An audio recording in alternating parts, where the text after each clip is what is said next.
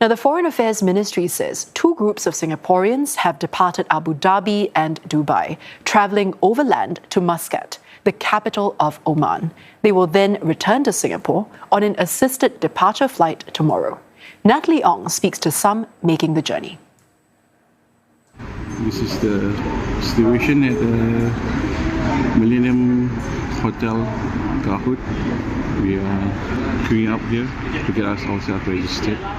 It was an early start for these Singaporeans in Dubai, gathering at 6 a.m. to prepare to travel to Muscat in Oman.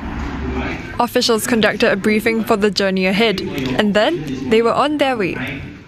Some 80 people were split into 4 buses for the journey, estimated to take 7 to 9 hours.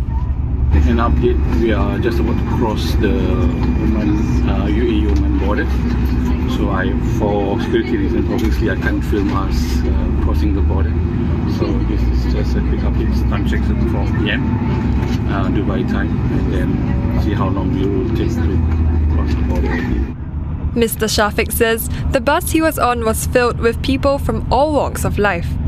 The demographics are quite diverse. So families with some couples like me and myself, me and my wife, families of 4, families of 5, singles, and then but most of them are Singaporeans working and living in Dubai. So I've not known anyone who is just on a transit for tourists in Dubai. Most of them that I know of are working currently in Dubai. There's one lady with an infant, like a 3 or 4 month old baby. The convoy also made rest stops along the way. Another Singaporean on board says people were calm and felt relieved, though they were tired from the early departure. He adds that the journey has been smooth. I'm not really concerned because so far, based on since the first day of the attack, the areas that has always been like, it feels like it's key landmarks if I'm looking at it. So here, you look at the skies, it's a really beautiful day actually. The skies is clear, so and we have not heard anything so far. It's been very efficient, very well organized from the moment we got to the hotel. So yeah, feeling really good. Obviously, it's unsettling times, nothing like I've ever experienced before. Same with the others, but I trust Singapore to always do it very well, very organized, keep us safe. Once in Muscat, the group will be staying overnight in a ballroom at a hotel near the airport. CNA understands other Singaporeans are also scheduled for similar land journeys from Qatar to Saudi Arabia. And joining me now is Hans Ibrahim, who is among the group of Singaporeans who departed Dubai 9 hours ago for Oman's capital. Now, Hans, where are you now and have you reached Muscat? En route from the immigration on the way to Muscat. We are already in Oman, so it's nice to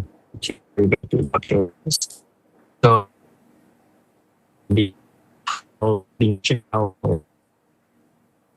the dinner lunch / break of fast.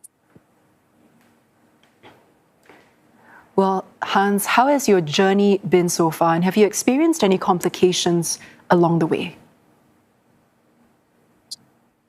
Not much of that. I won't say there's any complications. I think it was really well thought out and well planned. However, there were a lot of waiting time, I guess, because the immigration took longer than expected. There were hordes of buses that maybe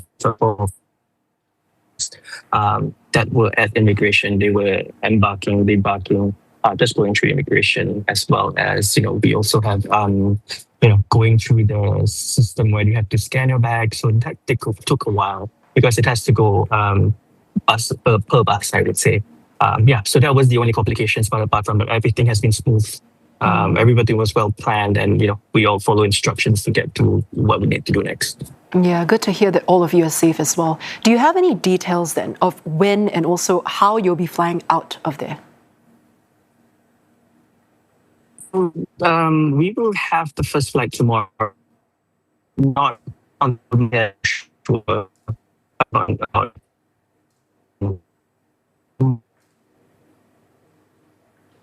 Well, it looks like we might have lost connection with Hans over there. As you know earlier, he was on the road on his way to Muscat. But thank you so much, Hans, for joining us. That was a Singaporean based in Dubai, Hans Ibrahim.